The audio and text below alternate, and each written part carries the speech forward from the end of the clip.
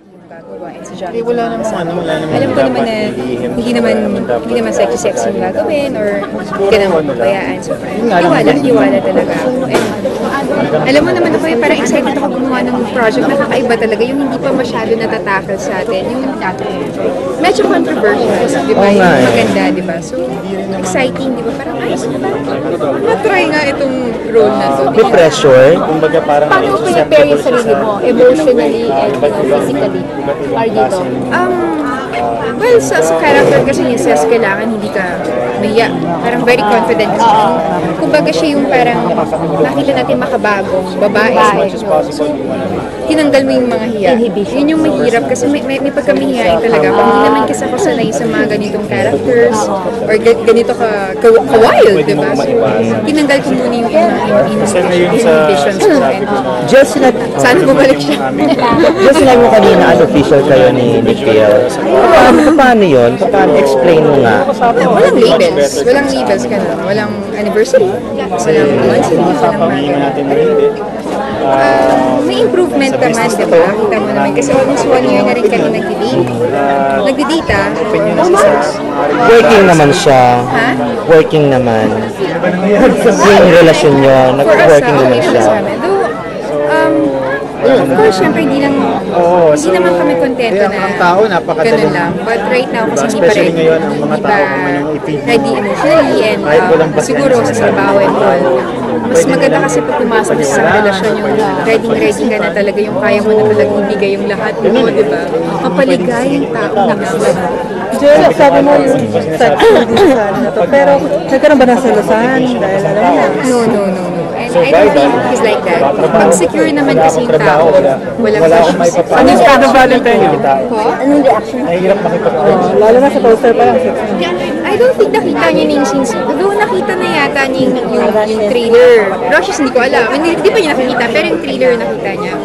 Sabi naman parang masyadong maganda yung pelikula. And kilala naman niya kasi si Lloyd. Hindi naman kilala kasi si Lloyd na nakasama niya. Definitely, kasi Parang he's excited.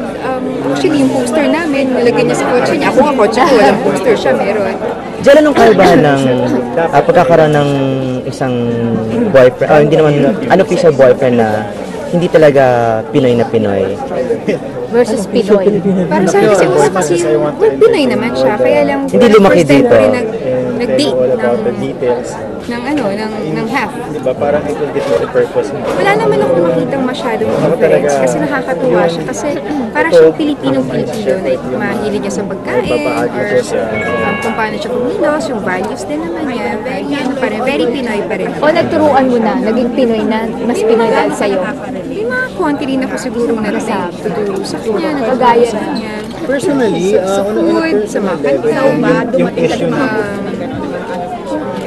Siguro yung iba hindi intentionally na natutulog, pero siguro dahil nakita niya na ginagawa natin, na-absorb niya. Para siyang sponge na. Anong point na, pero ako, bakit mo siya nagustuhan? Ano yung mga nakita mo sa kanya? talaga naman yun eh. Nung nag-start kasi, hindi pa talaga ako rin. Kasi ayokong may pag-date. May ibang official relationship. Nabiyan lang talaga ako ng friends ko na hindi mo supervise. Parang bukas ka naman. Kasi wala talaga, ayoko talaga. And then, habang tagal kayo nagkakasama, ayun yung parang mas nakikilala niya sa isa, mas comfortable na, and may makita ka naman talaga na magandang quality sa tao pag lagi niyo nakakasama. Gaano katagal bago mo natanggap, bago mo siya, bago ka nagkaroon ng feelings sa kanya, na naramdaman mo na? Matagal eh, kasi itong first time niya ako today, Feb 10. And, You mean baka it might help promote? nakita kami Feb 13. So, almost mag-1 year na kami So, anong plano ninyo sa first anniversary? Whatever, sa February 14, Valentine. Wala pa kami plano. Kasi hindi naman kami official na together. Studies, research. Sana magkasama kami. Valentine's Day magkasama. Kasama ko to. Kasama ko kayo. Kaming inyong ka-Valentines.